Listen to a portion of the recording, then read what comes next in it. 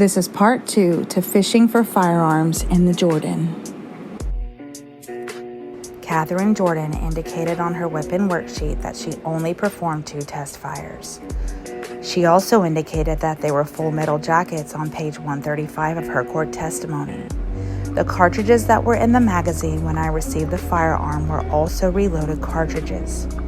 All 3 of them had full metal jacketed bullets in them. The 2 photos from her test fires performed on 12/3/2007 of those bullets from the magazine were in fact hollow point bullets, not full metal jackets, which Roger Lee Baker Jr. has maintained were what were loaded in the gun.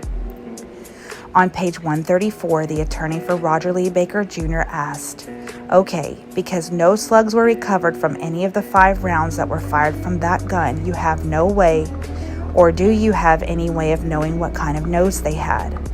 On page 126, Catherine Jordan stated, "In this case, the cartridges that were submitted in the magazine were full metal jacket bullets, meaning they were not hollow point."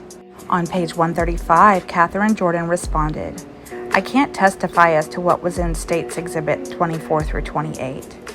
Then she is asked by Roger Lee Baker's attorney, "So the answer to my question, I guess, is no. You can't say whether they were all full metal, some full metal, none full metal." To which Catherine Jordan responded, "That's correct."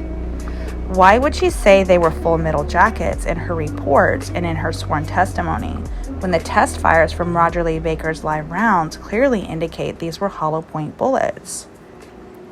The cartridge cases that were confiscated by Georgia Bureau of Investigation's crime scene investigator Lanny Cox were observed and recorded on Catherine Jordan's cartridge case worksheet.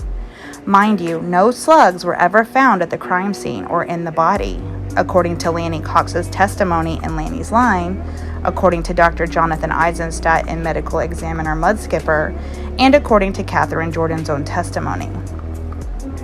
Catherine Jordan indicated 4 different manufacturers for those cartridge cases and 1 with no manufacturer, only a dash. She determined they were all reloaded cartridge cases, meaning that they had been fired in a gun before and then someone picked them up and then they reloaded them again. They put new powder, new primer, and a new bullet in. The cartridges that were in the magazine were also reloaded cartridges. In Exhibits 24 through 28, the manufacturer was notated by Lanny Cox, and all of Catherine Jordan's findings matched exactly what Lanny Cox indicated, except for item 4, which she indicated was a PMC, not a CBC, as Lanny Cox wrote on the sealed envelope.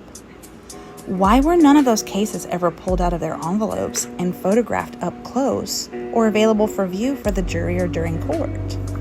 If she put the same blank on one of those cartridges as Lanny Cox did, and she used the wrong manufacturer for item 4, could it be safe to ask if Catherine Jordan observed the cases at all? Or did she just fill in what she was given to maintain the narrative to frame Roger Lee Baker Jr.?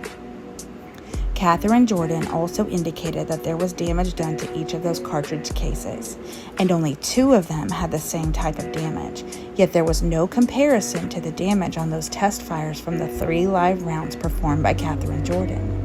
So how do we know those cartridge cases were from the gun that was confiscated from Roger Lee Baker Jr.'s father? And shouldn't they all have the same damage if they came from the same gun? Stay tuned for part 3 of Fishing for Firearms in the Jordan.